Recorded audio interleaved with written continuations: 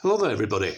I'd just like to welcome you to a quick walk around video of the new Tamiya Scania 770. A little bit of break from the norm on these kits. They're definitely a little bit different to build. Well, at least the cab is. The chassis, gearbox, suspension, as you would expect from Tamiya, is exactly the same as all the rest of the trucks, so absolutely no difference whatsoever. This version has been built with some slight options. It's got alloy wheels, it's got the GT Professional Bluetooth semi-trailer unit in, which is really good actually. Once you get to grips with it, you can control every single light on the truck individually, much better than the Tamiya unit, even semi better. So you can control your spotlights, fog lights, headlights, main beam, side trailer lights, roof lights, even the individual indicators if you want to, hazard warning flashes, absolutely every single thing individually, once you get to grips with it, which is the hard part. But once you've mastered it, it's a really, really good unit. Well, back to the truck. It's a nice looking truck. I wouldn't say it's probably £150 better than the other Tamiya trucks. As you can appreciate, these probably retailing now for the late 400s, early 500s, whereas the older Tamiya trucks were probably around about the 400 mark, maybe 450 now, so you're paying a little bit more of a premium, I think, just for it being a new truck. There is an awful lot of painting involved, even compared to the old trucks. If you want to paint the rear mudguards, fenders, whatever you want to call them, obviously you've got the extra little bit of paintwork on there. The body shell, again, does have a lot more to paint because it's actually made up of about 6 different components, rather than just a couple with the old truck body. So please be aware, if you're going to get one of these trucks, there's quite a bit of painting involved. Have seen a lot of trucks that look like they've been painted by Stevie Wonder. Sorry, Stevie. But please beware. I've also noticed Tamiya trucks tend to not paint as well as the old Hercules stuff that I also keep in stock. Don't know what it is, something to do with the plastic, but you always tend to find lately not as good. So I think Tamiya need to brush up their act there. Also, another one of my big gripes with Tamiya, come on lads, put some damn bearings in your kit. I mean, you're paying 500 quid for a kit, put some bloody bearings in the damn thing instead of just metal bushes. I mean, you know, you're paying for a premium quality product. It's about time you started putting bearings in these damn kits. First thing you do is chuck them all away and put seal ball races in the whole thing all round. But yeah, you know, times are moving on, and your trucks aren't, unfortunately. I think you need to have a good rethink. Your body shells are lovely, but the trucks are getting very, very dated now. Other people are catching up. So you really need to have a rethink on your chassis layout, your gearboxes, motors, etc., etc., etc. But there we go. That's just my gripe over with. You must admit, when these trucks are finished, they look lovely. It's probably one of my favourite Tamiya trucks now. The old one, Euro truck style, was the man actually. And a lot of people like the old Scania, but I wasn't a fan. But yeah, these are superb when they're finished. I don't think you can fault the finish on them. But each man to his own, I suppose. Different strokes, and all that. Whatever you like, and whatever floats your boat. I've done this one in pretty much painted in box art colours. It's a bit strange, because sometimes they look a little bit lighter, sometimes a bit darker. I've gone with this colour. I like it. I do build quite a few trucks for other people, and it's, again, colour is personal, very much a personal choice. but I painted it in pretty much box art colour. So if anybody does want one building, then yeah, you can go with a different colour, but it's up to you. It's entirely up to you at the end of the day.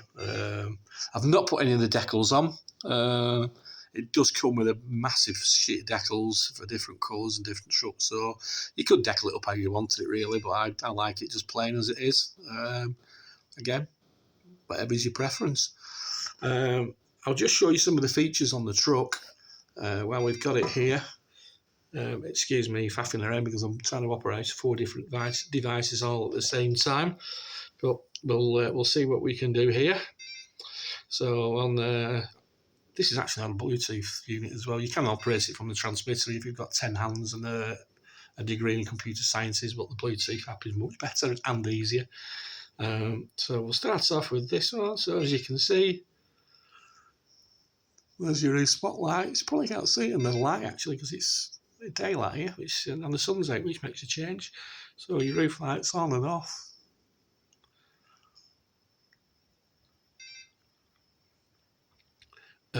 You can also switch on this truck. As you put the spotlights on and off, on and off. Also, there's the side marker lights, which are also working on and off. Also, we can switch fog lights on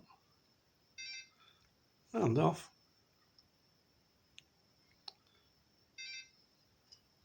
You can also have your headlights on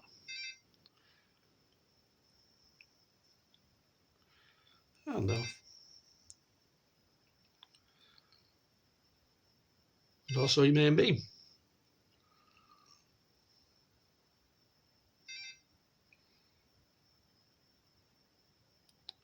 Of course, obviously.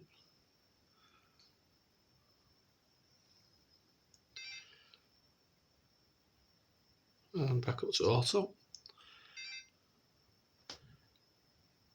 Also got the roof lights on, and the visor lights I've got working as well on this one. You could probably get the where the Scania badge is, but there's not an awful lot of room at back there. You need to do a little bit of drilling, but I think there's enough lights on the thing anyway. Excuse my phone bleeping away. Yeah, they're a nice truck. Obviously, all your indicators work,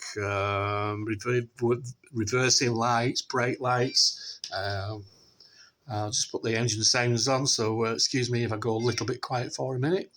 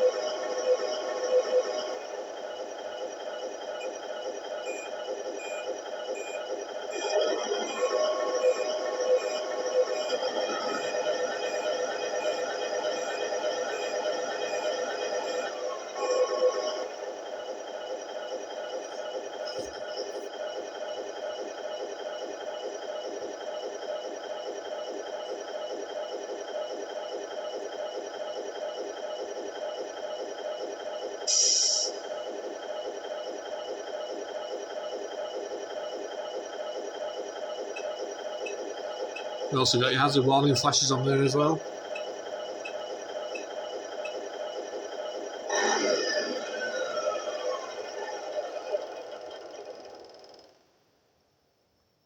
Obviously, you've got cab vibration on there as well, as you can see. The cab vibration is adjustable for speed. It's also adjustable for speed while it's ticking over and running. And unlike Tamiya's, you can also adjust the sensitivity of the speed controller. So if you're a newbie to the hobby, you can actually have the have the truck running nice and slowly, even though you're operating on full throttle, rather than adjusting it from your radio. So yeah, some good features.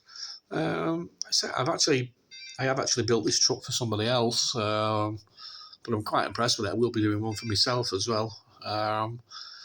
But obviously, I do build quite a lot of trucks for people.